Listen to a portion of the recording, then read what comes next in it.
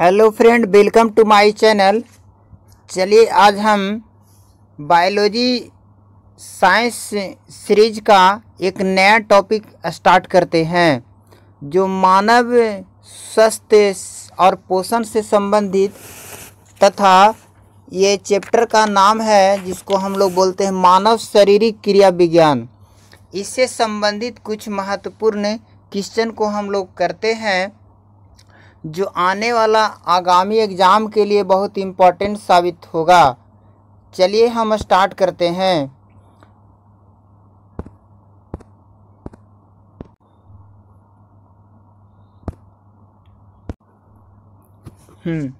तो इसमें पहला क्वेश्चन है आपका,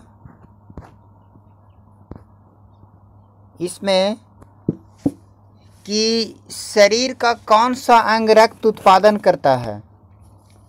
तो इसमें मेरा आंसर हो जाएगा शरीर का कौन सा अंग रक्त का उत्पादन करता है, तो अस्थि मज्जा। क्या बोलते हैं इसको? अस्थि मज्जा में शरीर का जो होता है वो रक्त का उत्पादन होता है। किसका होता है? यानी रक्त का क्या होता है? निर्माण होता है। किसमें? अस्थि मज्जा में क्या होता है? रक्त का निर्माण होता है। आगे हम लोग देखते हैं 66 कहता है कि निम्नलिखित में कौन सा कथन सही है। तो इसका आंसर सही हो जाएगा शरीर में सारा रक्त किडनी के माध्यम से शुद्ध होता है। किसके माध्यम से शुद्ध होता है? किडनी के माध्यम से मेरा शरीर का जो है रक्त का शुद्धिकरण होता है। किडनी के माध्यम से। किसके माध्यम से? किडनी के माध्यम से रक्त का क्या होता है? शुद्धिकरण होता है। आगे पढ़ते हैं हम। अगला क्वेश्चन कहता है कि मानव शरीर में खून के शुद्धिकरण की क्रिया को क्या कहते हैं। तो इसका सही आंसर हो जाएगा डायलिसिस। क्या बोलते हैं? डायलिसिस जो होता है मानव शरीर में खून का शुद्धिकरण की प्रक्रिया होता है। यानी जिसका खून का शुद्धिकरण नहीं हो पाता है, किडनी सही ढंग से कार्य नहीं कर पाता है, तो वैसी स्थिति में क्या किया जाता है? डायलिसिस किया जाता है। डायलिसिस किया जाता है जिससे मनुष्य का खून का यानी ब्लड का क्या होता है? प्यूरिफिकेशन होता है। आगे देखो क्या होता है, रक्त में लाल रंग में किस कारण से होता है, यानी रक्त का लाल रंग किस कारण से होता है। तो इसका सही आंसर होगा हीमोग्लोबिन। हीमोग्लोबिन के कारण रक्त का रंग क्या होता है? लाल होता है। आगे देखते हैं। कहता है हीमोग्लोबिन में होता है, क्या होता है? तो लोहा होता है। हीमोग्लोबिन में क्या पाया जाता है? लोहा पाया जाता है। आगे कहता है कि शरीर में हीमोग्लोबिन का कार्य है, तो क्या है? तो इसका सही आंसर हो जाएगा ऑक्सीजन का परिवहन। यानी हीमोग्लोबिन क्या करता है? ऑक्सीजन को क्या करता है? परिवहन करता है। माने एक स्थान से दूसरे स्थान तक क्या करता है? ट्रांसफर करता है। आगे देखते हैं। कहता है हीमोग्लोबिन किसका महत्वपूर्ण घटक है। तो इसका सही आंसर हो जाएगा आरबीसी का। हीमोग्लोबिन जो है से आरबीसी का क्या है? महत्वपूर्ण घटक है। आगे 72 कहता है कि कौन सी रक्त वाहिकाएं साफ रक्त फेफड़े से हृदय में ले जाती है। यानी जो रक्त का शुद्धिकरण होता है वो फेफड़े से कहाँ जाता है? रक्त वाहिकाएं साफ रक्त फेफड़े से हृदय में जाता है। तो इसका सही आंसर क्या हो जाएगा? फुफ्फुस शिरा। यानी ये शिरा जो है से फेफड़े से शुद्ध होने के बाद रक्त को कहाँ ले जाता है? हृदय में ले जाता है। कहाँ ले जाता है? हृदय में। आगे देखते हैं। कहता है निम्नलिखित में से किसकी सहायता से रक्त द्वारा ऑक्सीजन ले जाया जाता है। तो इसका सही आंसर होगा सफेदानु, जिसको बोलते हैं लिकोसाइटस। क्या बोलते हैं? लिकोसाइटस। लिकोसाइटस। आगे देखते हैं। किसके मौजूदगी के कारण शरीर के भीतर रक्त जमता नहीं है? तो किसके मौजूदगी के कारण? हिपैरिन के कारण। किसके कारण? हिपैरिन के कारण मेरा शरीर का जो रक्त है वो क्या होता है? जमता नहीं है। आगे देखते हैं, हमारे शरीर के कौन सी कोशिकाएं मानव शरीर के सैनिक के रूप में प्रसिद्ध है?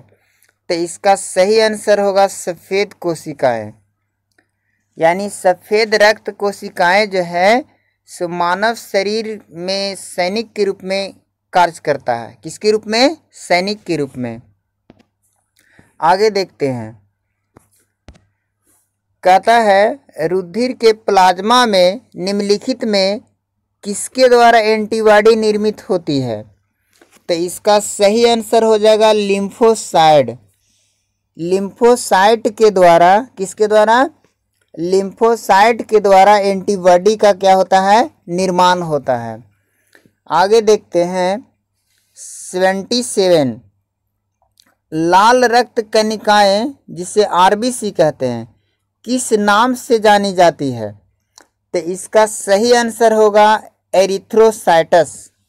यानी आरबीसी को एरिथ्रोसाइटस के रूप में जाना जाता है। इसके बाद आगे पढ़ते हैं, लाल रक्त कोशिकाओं के निर्माण के लिए शरीर का कौन सा अंग जिम्मेदार है? तो इसका सही आंसर हो जाएगा अस्थि मज्जा। लाल रक्त कोशिकाओं के लिए अस्थि मज्जा क्या है? जिम्मेदार है। आगे पढ़ते हैं, कहता निम्नलिखित में से किसको आरबीसी का कब्रिस्तान कहा जाता है? तो क्या हो जाएगा?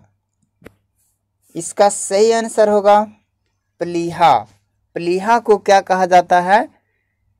आरबीसी का कब्रिस्तान कहा जाता है। क्या कहा जाता है? आरबीसी का कब्रिस्तान कहा जाता है। अगला, मनुष्य की लाल रक्त कोशिकाओं का जीवन काल कितना होता है? तो 120 दिन का होता है। कितना दिन का होता है? 120 दिन का होता है। यानी 80 का ए कह रहा है ना कि मनुष्य की लाल रक्त कोशिकाओं का जीवन काल कितना होता है? तो 120 डेज का होता है। अगला कह रहा है क्वेश्चन, कहता है मानव शरीर में लाल रक्त कण का निर्माण कहाँ होता है? तो इसका सही आंसर हो जाएगा अस्थि मज्जा में। कहाँ होता है? अस्थि मज्जा। लाल रक्त कणिकाओं का उत्पादन निम्नलिखित में से किसके द्वारा होता है? तो इसका सही आंसर हो जाएगा अस्थि मज्जा। आगे देखते हैं, कहता है उच्च 49 पर मानव शरीर में आरबीसी कितना होता है? तो आरबीसी सही हो जाएगा, सॉरी संख्या बढ़ जाती है। आरबीसी की संख्या क्या हो जाती है? बढ़ जाती है। आगे हम पढ़ते हैं, कहता है सफेद रक्त कण जिसे डब्ल्यूबीसी कहते हैं इसका मुख्य कार्य क्या है? तो इसका सही आंसर होगा रोग प्रतिरोधक क्षमता धारण करना। यानी हमारे शरीर में कोई भी एंटीजन्स प्रवेश करता है, बाहरी मतलब कारक, तो हमारे शरीर में रोग उत्पन्न करने के लिए वो पहले जैसे ही क्रिया करना शुरू करता है तो सबसे पहले डब्ल्यूबीसी पर वो क्या करता है? रिएक्ट करता है। और रिएक्ट करने के बाद डब्ल्यूबीसी को जितना क्षमता होता है ना उतना उससे लड़ता है। और इसके बाद अगर ये क्षमता से ज़्यादा हो रहता है तो हमारे शरीर में क्या हो जाता है? उस एंटीजन्स यानी बैक्टीरिया का प्रभाव पड़ता है। इसलिए हम डब्ल्यूबीसी को क्या कहते हैं? रोग प्रतिरोधक क्षमता कहते हैं। क्या कहते हैं? रोग प्रतिरोधक क्षमता कहते हैं।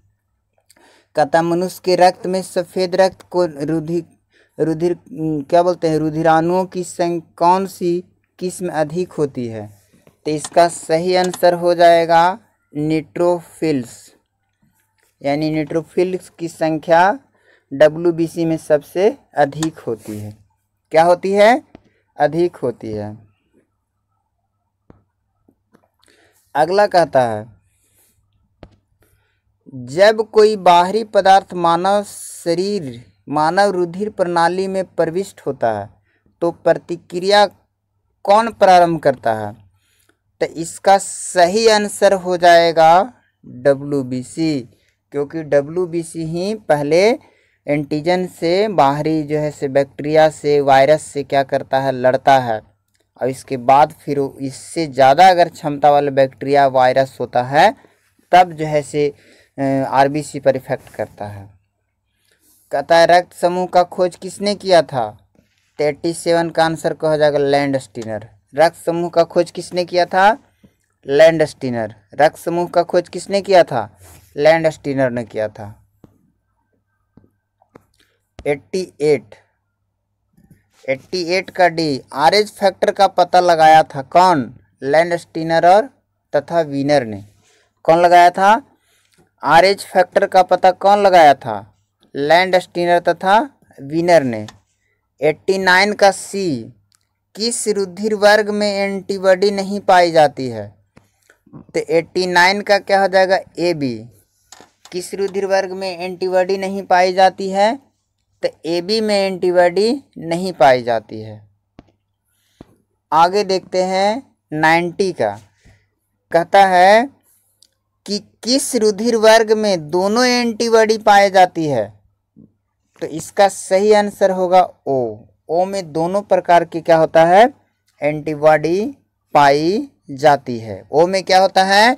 दोनों प्रकार के एंटीबॉडी पाई जाती है। कहता किस रुधिर वर्ग में कोई भी एंटीजेंस नहीं पाया जाता है? तो इसका सही आंसर हो जाएगा O में, यानी O में केवल एंटीबॉडी होता है, एंटीजेंस नहीं होता है। O में केवल क्या होता है? एंटीबॉडी होता है, एंटीजेंस नहीं होता है। आगे पढ़ते हैं। कहता एंटीजेंस एक ऐसा पदार्थ है जो क्या करता है? प्रतिरक्षी निर्माण को बढ़ावा देता है। क्या कहता है? एंटीजेंस एक ऐसा पदार्थ है जो प्रतिरक्षी के निर्माण को क्या करता है? बढ़ावा देता है। क्या करता है? बढ़ावा देता है। आगे पढ़ते हैं। 93, एंटीबॉडी का मुख्य कार्य किसके विरुद्ध होता है? तो 93 का क्या हो जाएगा? संक्रमण के विरुद्ध। एंटीबॉडी का मुख्य कार्य किसके विरुद्ध होता है? संक्रमण के विरुद्ध होता है। 94 आगे देखते हैं। RH फैक्टर का नाम किससे संबंधित है? तो बंदर से, रिसस बंदर पर RH फैक्टर का खोज किया गया था। ये दो होता है, एक पॉजिटिव होता है, एक नेगेटिव। एक प्लस होता है, क्या होता है? माइनस होता है। अगला देखते हैं 95। कहता RH तत्व के अनुसार कौन सी जोड़ी विवाह के लिए उपयुक्त नहीं है? तो इसका सही आंसर हो जाएगा RH प्लस और RH माइनस। क्या हो जाएगा? RH प्लस जो पुरुषों में पाया जाता है और RH माइनस क्या होता है? महिलाओं में पाया जाता है। आगे देखते हैं। संतान की भ्रूणीय अवस्था में माता की गर्भाशय के अंदर ही रक्त का थक्का बनने से मृत्यु हो जाती है। इस रोग को क्या बोलते हैं? एरिथ्रोब्लास्टोसिस फिटेलिस कहा जाता है। इसका मुख्य कारण क्या है? तो सही आंसर हो जाएगा पिता का RH प्लस और माता का क्या होता है? RH minus. समझ गए?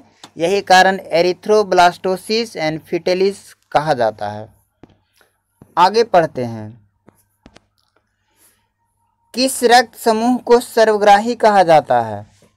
तो इसका सही आंसर हो जाएगा AB को।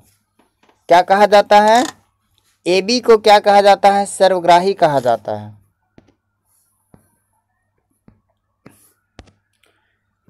आगे देखते हैं। AB रक्त वर्ग वाले व्यक्ति को सर्वाधिक क्या बोलते हैं? सार्वत्रिक आदाता कहा जाता है, क्योंकि AB इसके रक्त में प्रतिपिंड का अभाव होता है। क्या होता है? इसके रक्त में प्रतिपिंड का क्या होता है? अभाव होता है। आगे देखते हैं। निम्नलिखित में से किस रक्त समूह को सार्वभौमिक दाता के रूप में जाना जाता है? तो इसका सही आंसर होगा O को सार्वभौमिक दाता के रूप में जाना जाता है। किसको? O को क्या बोला जाता है? सार्वभौमिक दाता के रूप में जाना जाता है। आगे देखते हैं दोस्तों। कहता रक्त समूह ओ वाला व्यक्ति किस रक्त समूह के व्यक्ति से रक्त ले सकता है? तो ये क्या हो जाएगा? ओ। किससे ले सकता है? तो ओ से ले सकता। ओ वाला किससे ले सकता? ओ से। और ओ को क्या कहते हैं? सर्वदाता कहते हैं। क्या बोलते हैं? सर्वदाता कहते हैं। तो दोस्तों धन्यवाद। इस तरह हमेशा क्लास लेते रहेंगे। और बीच में थोड़ा 1-2 दिन दीपावली था, इसके चलते उसी में डिस्टर्ब हो गए थे। और मिलते हैं अगले क्लास में। धन्यवाद।